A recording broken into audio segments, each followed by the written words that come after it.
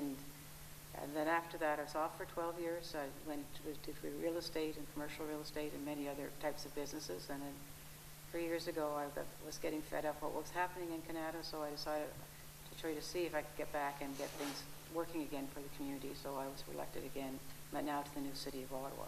So I've actually been elected to 4 different municipalities over the years without actually moving. Stay in the same house. It's been a councillor in every one of them, and Reeve and mayor in 2 of them.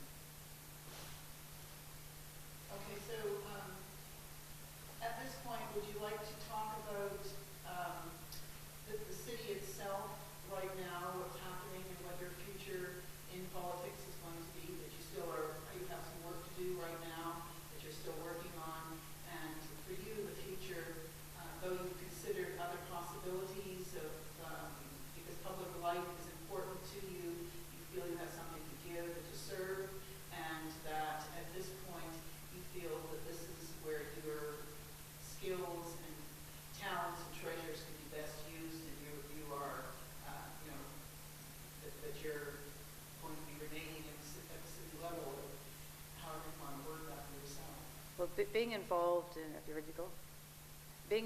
a very large city like Ottawa is a bit different than a smaller community, because the smaller community you can look after every detail. Here we need staff to work with us and provide a lot of the details and work. But the council still needs to give direction and policies. And now we're working on how do we handle the mass transportation for the whole city? How do we handle the planning so that our costs of servicing the community are not too high without degrading the existing communities and ensuring that we have the quality of life that those communities want? These are some of the big issues that we have to deal with regularly.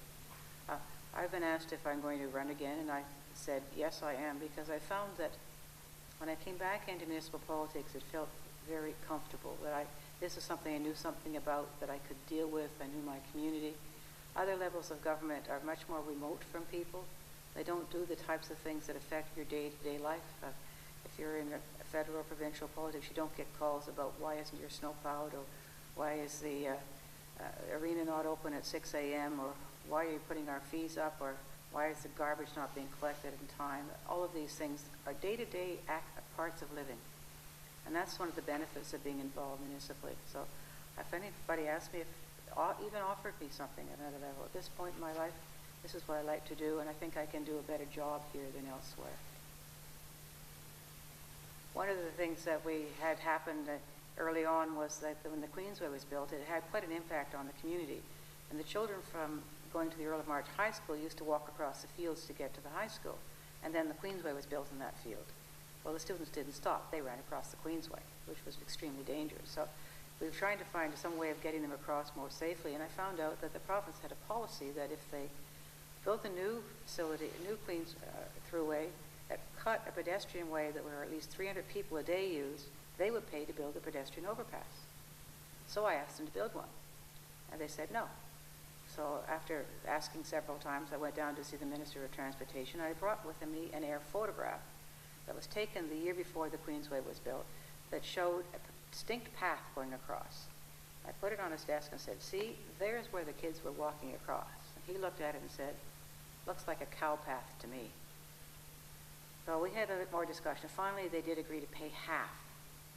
And to get that half, we had to borrow the money even for our half, because it was a lot of money for us. And some of the people objected to us borrowing that money. So we had an Ontario Municipal Board hearing to prove it. And the day that happened was in the summer, and they were making all these arguments why we couldn't afford it. So the tennis courts were right outside the Mille Lacs Centre where this was being held, and I went out there, and there were some women playing tennis with their children with them. So I asked them if they thought it was important. They said it was. I said, will you come and tell that to the OMB? So they came in their tennis clothes with their tennis rackets and their children, and they gave the most wonderful speeches about how this was important to the community and to the safety of children that I've ever heard. And they won the day when we got our overpass. And it was built as an arc, and the students of the Earl of March christened it Marianne's Rainbow. So at the hearing, I went out to the tennis courts where the people were playing tennis. I asked the women about coming in and speaking about the importance of this overpass for the safety of children. The women came in with their tennis courts, their tennis rackets, their kids, and they gave fantastic speeches about what the importance of safety of having this was there, and they won the day for us.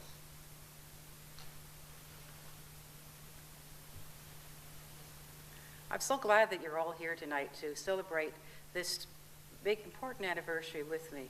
It's been put together by a group of wonderful people who have come out and recognized that doing a community event to support the community is a lot of fun, but also means that we can do something for future generations, because communities are things that we build on, and they need to move forward.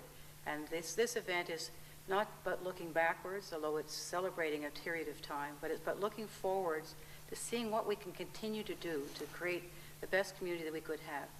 Kanata was designed as a garden city to be with open spaces and with people having access to everything, jobs, to their home, their schools. All of this was to be in our community, and it's coming about.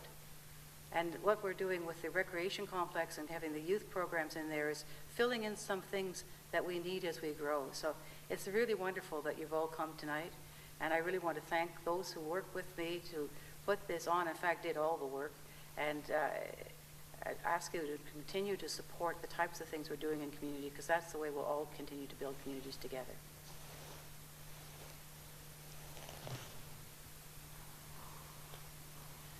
One story I'd like to just tell you about is something that really shows how the community works together.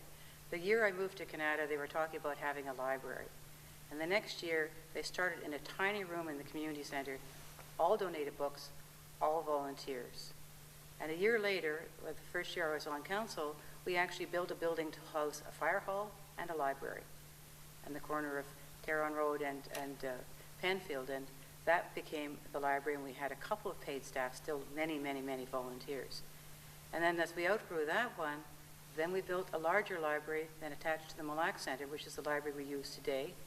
And that again still will, many professionals work there, has a lot of volunteers. And one of those volunteers has collected many things about the history of Kanata and how it's grown and what its street names mean. So anybody who wants to find out about the community can do it there. And the next step will be when we get our district library, which is for the whole West End, which will be 3 times the size of this existing library and will provide us with a lot more facilities. So as the community's growing, this facility is growing with it, but it's growing with it with the people who are actually were the ones behind getting it started and supporting it through the years.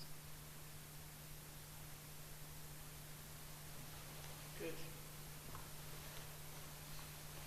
Well, we had City of Kanata, we had a Kanata flag with the Kanata logo, but when the new City of Ottawa was being formed, they set up a committee to try to come up with some distinctive visuals about the city, including that could be used in flags and various other places. And as interesting, that Jean Terron, the wife of Bill Terron, the founder of Kanata, was on that committee. And they came up with this logo, which is a stylized O, which you see on all different things, and the colors of blue for the rivers and green for the forests, sort of show what's really important in our city, which is our woods and our water, and the O for the people that are in the city.